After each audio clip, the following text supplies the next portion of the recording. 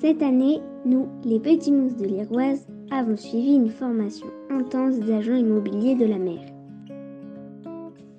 Lors d'une séance en classe avec Laetitia, Karine, Jean, Mickaël ou Armel, nous avons étudié les différents habitats marins, la laisse de mer, le sable, les herbiers, les rochers, les forêts de laminaires, le merle.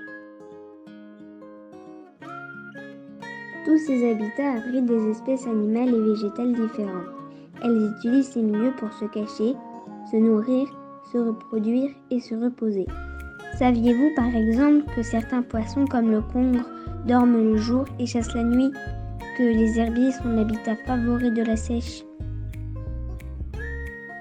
Pour bien comprendre leur mode de vie, nous avons visionné des vidéos, des photos, manipulé des éléments marins comme du merle, des coquillages, des mâchoires de poissons.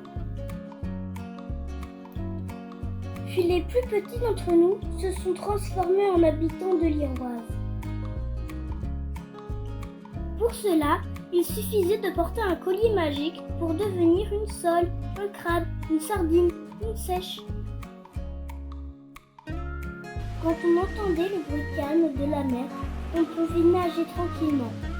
Mais quand le phoque ou le dauphin poussaient leurs cris, il fallait vite se cacher sans se tromper de maison. Cela faisait un peu peur, mais c'était très rigolo. De leur côté, les plus grands devaient étudier des annonces immobilières pour reloger des animaux sans abri. Chacun avait ses propres exigences. Ce n'était pas toujours facile de les contenter. Heureusement, l'agence immobilière des petits mousses avait des annonces pour tout le monde. Après la récré, chacun s'est fabriqué une pancarte avec un coloriage et des pochettes. Placée sur la porte de notre chambre, elle nous permet d'indiquer aux intrus si nous préférons rester tranquilles ou pas quand nous sommes au fond de notre habitat préféré. On nous a aussi raconté l'histoire de Morgase le Pot qui a pu reconstruire sa maison après avoir cherché à se loger dans toute la mer d'Iroise. Il a vécu des sacrées aventures, mais c'est une histoire qui finit bien grâce à l'aide de ses copains.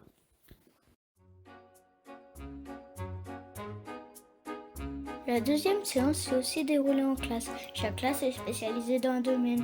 Certains d'entre nous ont découvert les habitats du plancton avec l'association Cap vers la nature, des requins et des raies avec l'association Apex, des humains avec Antanaud, de l'anguille avec l'Office français pour la biodiversité. Certains ont réfléchi à l'importance de préserver les habitats naturels lors d'un atelier philosophique mené par Myriam de l'association Écume.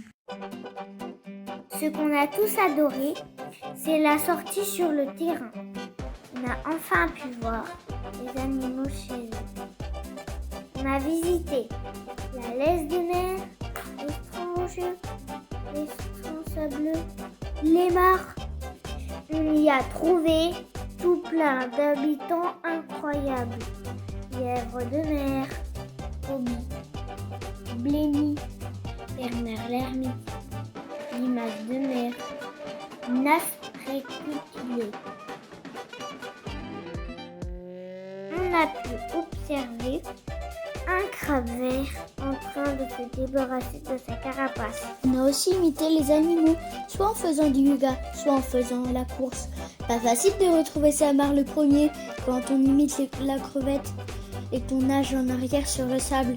Et pour finir, on a créé une jolie carte postale en collant des éléments de la laisse de mer sur du scotch double face. Ça nous a fait un beau souvenir à amener chez nous. Certains des plus grands d'entre nous sont allés faire de la plongée avec Madéo Plongée et Randomère. D'autres ont embarqué avec Archipel Excursion sur des semi-rigides pour naviguer autour de Molène et découvrir les paysages splendides de ce site fabuleux. Les petits mousses habitant dans les alentours de Douarnenez et de la presqu'île de Crozon ont pu admirer les paysages et les habitats marins en naviguant sur différents moyens nautiques Avec le centre nautique de Douarnenez, le centre nautique Léo Lagrange de Camaret et ODCVL. D'autres encore ont navigué sur des vieux gréements avec l'association Skiff ou avec le Grand Bleu à Camaret. Les vedettes sirènes ont emmené certaines classes à la découverte des grottes marines de la presqu'île de Crozon. C'était vraiment grandiose. Maintenant, nous connaissons mieux nos voisins marins. D'ailleurs, ils sont vraiment extraordinaires. Ce qui est sûr, c'est qu'on a une chose en commun. Nous habitons tous en Iroise et c'est vraiment magnifique.